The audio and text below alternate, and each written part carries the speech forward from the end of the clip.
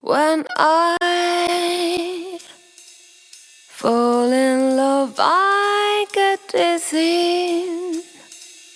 I fall out there just to teach a memory to draw me. Bon alors Jessica, donc tu as participé à Koh Lanta. Qu'est-ce qui t'a donné l'idée de participer à cette folie, de cette aventure?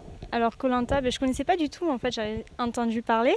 Et puis j'ai regardé la saison 7 grâce à Laurent Boud qui est de 7. Je me suis dit, c'est toi, on va regarder pour voir ce que ça donne. Et j'ai vraiment eu un coup de cœur pour l'émission. Et ce qui m'intéressait le plus, c'était les épreuves physiques.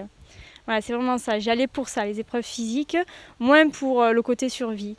Et finalement, il s'avérait que les deux étaient intéressants. Donc Jessica, dans Koh Lanta, le portrait qu'on faisait de toi, c'était le portrait d'une jeune fille frêle, la blonde de service, hein, et pas la sportive. Pourtant, tu es sportive et tu l'as déjà prouvé dans le passé. Oui, tout à fait. J'ai fait l'armée, un stage de 15 jours vraiment très intensif.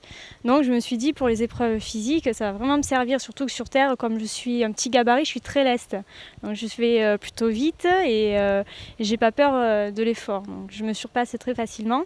Bon, j'ai une petite faiblesse dans l'eau, mais bon, il n'y avait pas trop d'activité d'eau quand j'y étais.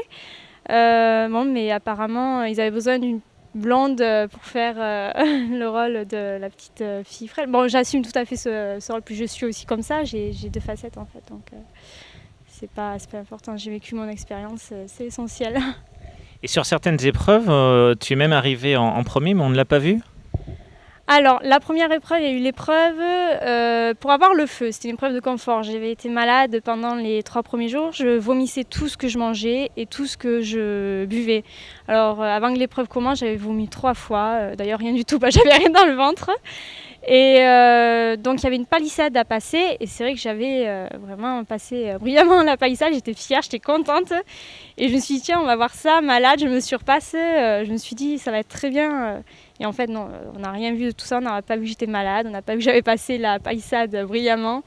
C'est dommage. Après, il y a eu l'épreuve de d'immunité, nous on tournait en fait, c'était le jeu du chat et de la souris, je crois. Il fallait se rattraper, et là j'avais duré longtemps quand même pour mon état qui était plutôt faible, et puis j'avais un sacré coup de soleil sur le dos, et les pois ça limait en fait, ça sciait plutôt. Et mais oui, j'étais quand même contente du résultat parce que j'ai pas arrêté quand j'avais envie d'arrêter, j'ai arrêté quand je sentais que je pouvais vraiment plus, que j'allais tomber par terre. Donc l'esprit, c'est de se surpasser sans arrêt là-bas. Alors la première fois que j'ai vu mes partenaires, j'ai tourné la tête, j'ai regardé les jaunes, j'ai tourné la tête de l'autre côté, j'ai vu les rouges, là je commençais à avoir peur pour nous. Mais on s'entendait super bien, on rigolait à chaque fois. On perdait, mais ça jouait pas sur le moral. On revenait et puis on se moquait de nous. En fait, on était en autodérision et il y avait une bonne entente. J'avais un peu peur de Hakim par moment en fait parce que il était assez lunatique. Et donc tu avais un bon contact avec Régis, qui est donc du Biterrois, je crois. Donc Régis, il y avait aussi dans ton groupe Charlène, Jean-Bernard. Oui. Alors j'ai fait la connaissance de Régis dans l'avion, mais vraiment très vite fait. Et puis quand il m'a dit qu'il était de Montpellier, on a un peu plus approfondi. Et il se trouvait qu'on était à un quart d'heure l'un de l'autre. Et donc à partir de là, on a vraiment de suite sympathisé. Et d'autant plus quand j'ai vu qu'il était dans mon équipe. On ne se quittait plus. Donc, Après Charlène, le point commun qu'on avait, c'est qu'on était jeunes toutes les deux. Et puis bon, comment ne pas s'entendre avec Charlène. Charlène, elle est vraiment superbe. Et JB aussi du Sud. Donc voilà, c'était le groupe des 4. On s'entendait très bien, oui. Et tu t'attendais à ce que ce soit Christelle qui gagne? Dès le début. Alors je le dis, même je l'ai dit à la production dès que je suis sortie, j'ai dit c'est Christelle qui va gagner. Pourquoi ? Parce que c'était obligé que ce soit un rouge qui gagne. Et puis chaque année c'est une fille qui gagne. Je cherchais la fille chez les rouges qui pouvait gagner et je voyais que Christelle. Comment tu as vécu ton aventure Koh Lanta physiquement? Je crois que tu manquais de nourriture et même tu en rêvais. Voilà, c'est bien ça. En fait, physiquement, ça a été très dur. J'étais surprise en fait, parce que je savais que ça allait être dur, mais pas à ce point parce qu'il y a le climat. Il fait une chaleur épouvantable. S'il fait pas chaud, il pleut. Donc là, on va se réfugier dans la cabane. D'ailleurs, merci à Régis qui a fait une super cabane, vraiment. Ça nous a été utile. Et la nuit glaciale. Et c'est vrai que j'avais très faim. vraiment. Et la nuit, les rêves que je faisais se portaient sur la nourriture. Donc le réveil était assez désagréable. Tu as mal vécu le fait que les rouges aient du chocolat, je crois. Oh, alors ça. C'est vrai, c'est vrai. Mais parce que cette nuit-là, justement, j'avais rêvé de chocolat. J'avais rêvé que...